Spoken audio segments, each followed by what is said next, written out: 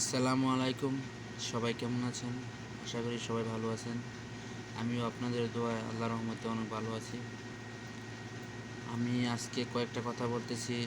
কথাগুলো হলো বাস্তব জীবন নিয়ে। আজ করোনা ভাইরাসের কারণে সৌদি আরবের যে পরিস্থিতি, শুধু সৌদি আরব নয়, পুরো বিশ্বের যে পরিস্থিতি, অর্থনীতি অনেকটা দুর্বল হয়ে পড়েছে। সৌদি আরবে আমার দেখা মতে অনেক মানুষের কাজ নেই। অনেক এমন লোক আছে 3 বেলার চেয়ে 1 বেলা খেয়ে দিন কাটাচ্ছে। রুম ভাড়া দিতে পারছে না, কাজ কাম নেই, কই থেকে রুম ভাড়া দেবে?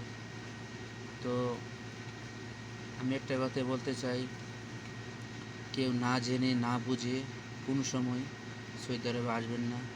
আগে বুঝবেন, আগে জানবেন আপনার কোনো আত্মীয় এখানে আছে কি না, বা আপনার এখানে আসলে কী কাজটা করতে হবে বা কী কাজ করতে হবে বা কত টাকা বেতন, সেটা জেনে, অবশ্যই জেনে আসবেন।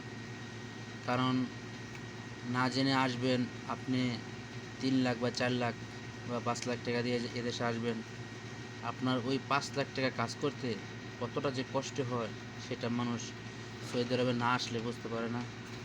আমিও বুঝতে পারি নাই, যে না আসলে বুঝতে পারতাম না এদেশের মানুষ কী পরিশ্রম করে।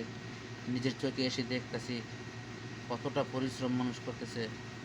আর মানুষ বাড়ি থেকে বলতে পারতেছে বিদেশি টাকা আসতেছে, টাকা আসতেছে, কিন্তু আসলেই বিদেশ জীবনটা কেউ পারতে বিদেশ করতে আসবেন না। দেশে থেকে যা করতে পারেন তাই মঙ্গল। কারণ বিদেশ আপনি যে টাকা দিয়ে আসবেন সেই টাকা দেশে খাটান, আপনার অনেক উপকার আসবে। এই দেশে আগের মতো নাই, ঠিক আছে? আগে যারা আসছিল তারা অনেকই টাকা কামাই গেছে, কিন্তু বর্তমান যে পরিস্থিতি, এই পরিস্থিতিতে আপনার ওই আগের সুবিধাগুলো নাই। মানুষ বলে বলদিয়া বিষয় অনেক ভালো, কিন্তু আমরা নিজের চোখে দেখতেছি তো বলদিয়ারা কী কাজ করে। তাদের কাজ দেখলে চোখে পানি আসে পড়ে। বলদিয়ারা খুবই পরিশ্রম করে। যত জোবালা, যত ময়লা আবর্জনা যত আছে সব এই বলদিয়ারা পরিষ্কার করে।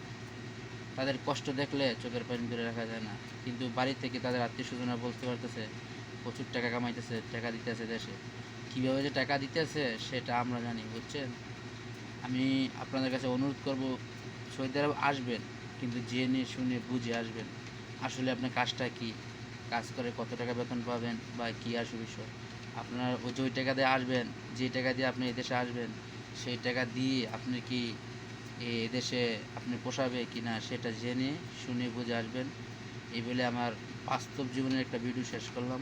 আসসালামু আলাইকুম, সবাই ভালো থাকবেন।